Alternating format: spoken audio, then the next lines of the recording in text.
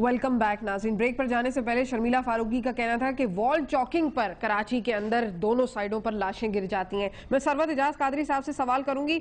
सरवत साहब, क्या वजह है कि वॉल चॉकिंग पर लाशें गिर जाती हैं, लाशों के ऊपर सियासत की जाती है? और अगर आपको याद हो तो सुप्रीम कोर्ट ने जो जुडिशल कमीशन बनाया है उसने अभी कल ही ये दोबारा नोटिस इशू किए हैं कि जो जो जमातें जिनके लोग मरे हैं या जिन्होंने क्लेम किया है कि उनके लोग मरे हैं, तो वो अपने सारे सामने आए और अपने फैक्ट्स एंड फिगर्स पेश करें। सुन्नी तहरीक का भी नाम लिया। आप लोग क्यों नहीं जाते जुडिशल कमीशन के सामने?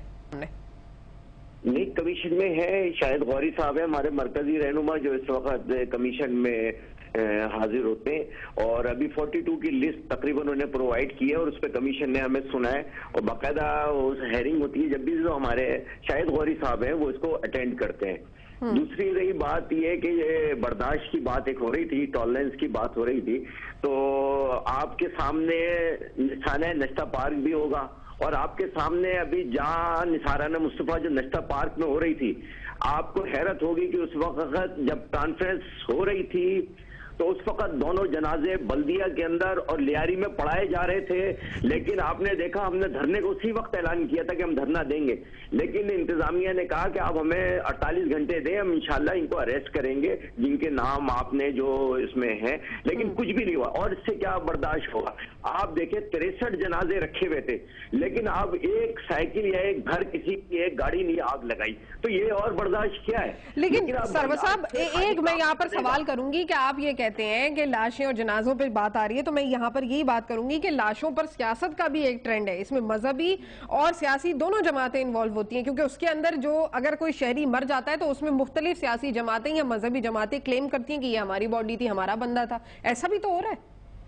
नहीं, वो तो है, ठीक है, वो अब कमीशन अब ये काम कर रहा है, कमीशन बहुत अच्छे अंदाज में काम कर रहा है और बड़ा उन्होंने इस चीज को देखा है और इस पे मेरा ख्याल आपको बहुत अच्छा रिजल्ट नजर आएगा। जो अभी जज साहब की उसमें निगरानी में कमीशन काम कर रहा है उसमें हम अपीयर हो रहे हैं। लेकिन मसला ये है कि हम जब तक कोई कानून साजी ना की जाए, इन मुजरिमों को जो आजादी से, मतलब उन्हें पता है कि मुझे इतने दिन बाद, 1 महीने 2 महीने बाद मुझे रिलीज हो जाना है, उन्हें टेंशन नहीं है और वहां जाते हैं उसके अंदर हम उस कानून साजी पे कोई तवज्जो हमारी नहीं है कि हम किस तरीके से इसकी इम्प्लीमेंटेशन को कंफर्म करें कि जो basically the fault lies with the courts, basically ये आप कहना चाह रहे हैं?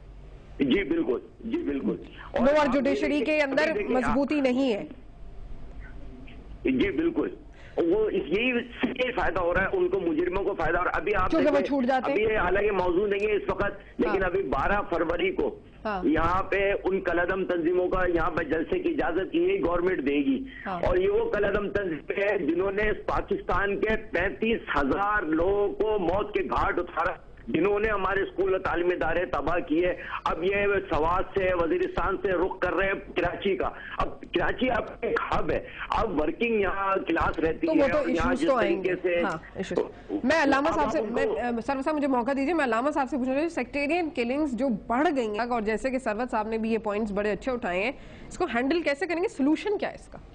सरवत साहब ने बहुत अच्छी बात की है। गुजारिश ये है कि सरवर साहब जो हैं, सरवत साहब जिस अंदाज से दर्द दिल पेश कर रहे हैं, मैं इससे ज़्यादा दर्द दिल रखता हूँ कि इस मुल्क के अंदर सबसे ज़्यादा कुर्बानियाँ मसलके अहले बैत यानी अहले तशय्यो ने दी हैं। अगर आप तारीख़ उठा के देखें और पाकिस्तान की तारीख़ उठा कर देखें तो सबसे ज़्यादा कुर्बानियाँ शियान हैदर कर्रार की हैं।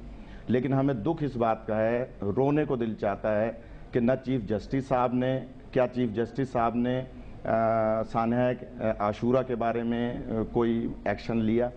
क्या सानह चेलुम के बारे में कोई एक्शन लिया? क्या मस्जिद हैदरी में इतने सारे लोग शहीद हुए, कोई एक्शन लिया? क्या अली रजा इमाम बारगाह में बम धमाका हुआ, कोई एक्शन लिया? शियान हैदर कर्रार को कोयटा में बेदर्दी से शहीद कर दिया जाता है, सियालकोट में शहीद किया गया, लाहौर में बम धमाका हुआ इतना बड़ा, 21 रमज़ान को मौला अली अलैहिस्सलाम के जुलूस में, लेकिन कोई एक्शन हमारे मामलात में नहीं लिया जाता। हुकूमत तो हमेशा से बेहिस होती है, वो तो कहती है कि आईनी हाथ है, लेकिन आईनी हाथ होता नहीं है। वो उन ब्यूरोक्रेट्स के हाथों में खेलती है जो 21-22 ग्रेड के अफसरान होते हैं और वो वुज़रा को और हुकूमत को अपने हाथों में खिलाते हैं। तो बहुत कम हुकूमतें पाकिस्तान में ऐसी आई हैं कि जो हक व इंसाफ का बोलबाला करती हों, वरना वो अपने सियासी मसलतों की शिकार होती हैं। शर्मिला वही वाली बात है। मैं एक जुमला जरूर कहूंगा, देखिए डॉक्टर मोहसिन शहीद अभी शहीद हुए, बिल्कुल बेजरर आदमी थे, सिर्फ कारवां लेके जाते थे वो, कभी करबला, कभी नजफ, कभी हाजियों को लेके जाते थे। तासीर जैदी एक नौजवान बच्चा ड्यूटी पर जा रहा था, उसको मार के और घसीट के और फिर गोलियां मार के उसको मार दिया गया।